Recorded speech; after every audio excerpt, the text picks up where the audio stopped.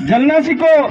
अगर समाज को रोशन करना है तो दीपक की तरह जलना सीखो, और आत्मविश्वास के साथ जीना चाहते हो तो लक्ष्य प्राप्त होने तक चलना सीखो। इसीलिए किसी भी काम को करने से पहले अपने लक्ष्य और विश्वास के साथ में करना चाहिए। आप सबसे यही निवेदन है कब से कि आप आगे आगे बैठे और प्रोग्राम को सफल बनावे।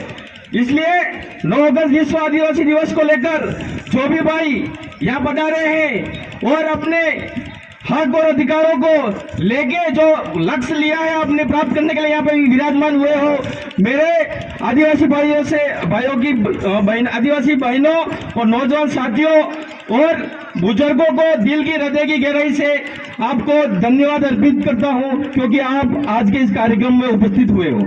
साथियों, उम्र के अनुसार मेरा अनुभव ज्यादा बड़ा नहीं है, मगर मैंने एक बात सीखी है संघर्ष की, जो कि संघर्ष एक ऐसा है जीवन का जिसको अगर इंसान चलना फिरना सीख ले, उठना सीख ले, ये बड़ा संघर्ष होगा अपने। साथियों, बार बार भाइयों ने कहा है कि अपने समाज में कई सारी ऐसी कुर्तियां फैली हुई है, कई अपने युवा साथी नौजवान रास्ता भटक गए हैं। उनको एक अच्छी दिशा में और अच्छे मार्ग में ले जाने के लिए अपन को क्या करना चाहिए। इस प्रोग्राम के हर वर्ष हर भांति एक बार अपन यही कहते हैं कि अपने नौजवान साथी को, अपने समाज को एक नई दिशा में ले जाना है।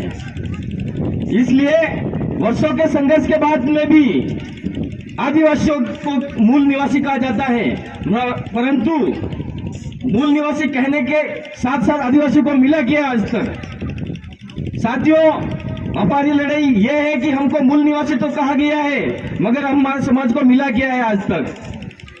ये चीजें अपन को सरकार से लेनी है, कैसे लेनी है, क्या नहीं लेना है, वो अपन को एकत्रित होकर बैठ के मंथन करके फिर ले पाते हैं। इसलिए जल जंगल का जमीन का रखवाला, पर्वत पहाड़ों पर रहने वाला, तुझसे उज्जवल है मेरी संस्कृति, मगर तुझे किसी ने नहीं संभाला। अपने पिछड़ते हुए समाज को मुख्य धारा में लाने के लिए अपन सबको एक संकल्प लेना होगा, क्योंकि अपने समाज को संकल्प के साथ में अपनी एक विचारधारा का बीज बोना होगा। उस विचारधारा के साथ में अपन के एक साथ मिलकर चलना होगा और धीरे धीरे करके एक संगठित शक्ति बनानी होगी, और संगठित शक्ति के साथ में पूर्ण जोर तरीके से अपना बात रखेंगे और सरकार के सामने और मापदंड निर्धारित करवाएंगे हमारे समाज के हित में। ये बातें अपन को सीखनी पड़ेगी। उसके लिए अपन को एक बार वैचारिक रूप से एक होना होगा, भावनात्मक रूप से भी एक होना पड़ेगा।